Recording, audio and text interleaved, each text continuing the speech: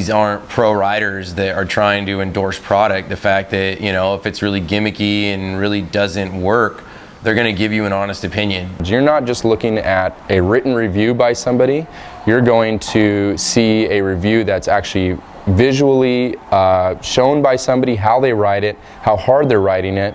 They speak to you in a whole different form that's telling you that this board has this, and this. I don't like this and I do like this, and you get the best of both sides. Don't just go to the shops and listen to the first thing that the salesman in there tells you. I mean, a lot of the times they will treat you pretty good, but you need to go out and talk to the community, look up different videos on the internet. You need to go shop it around before you make your choices. Don't just walk into a store and buy the first thing that they try to sell you. I'm a research queen on everything I purchase or buy, cars, whatnot. I've really utilized online because you can get so much information. And the great thing about Board Insiders is that you're actually seeing people ride on video and use the boards and then get their take. Before at Board Insiders, I didn't realize that snowboard technology even mattered that much. And now I realize it makes a big difference.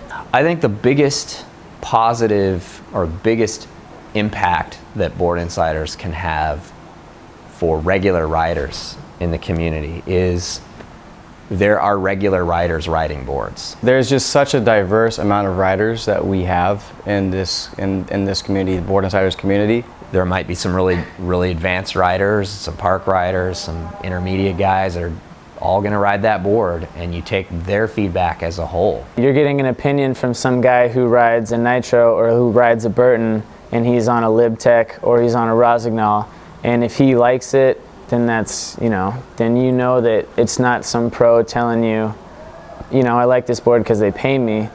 They like this board because they ride it well. You can go on Board Insider's website and you can kind of look at all our profiles or just kind of see what kind of rider we are, and you can kind of see, okay, that guy likes to go ride the same stuff as me, or she kind of rides the same style as I do, and you can go from there on watching the boards that they review and seeing what they thought of it. So for example, if you're a beginner snowboarder, you can take a look at the beginner snowboarders and see what their opinions are of boards. If you're a powder rider, then you can click on the profile of a powder rider and find out what boards they like. Everybody has a different style, so hearing somebody critique a board from a freestyler's perspective is always going to be different than somebody who's just trying to ride the mountain and have fun on powder.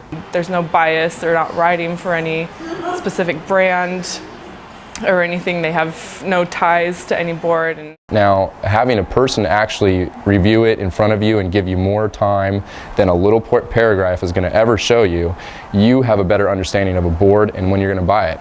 You want to buy a board? See a few reviews and be like, oh, well, that's a great board. I think I'm going to go for that.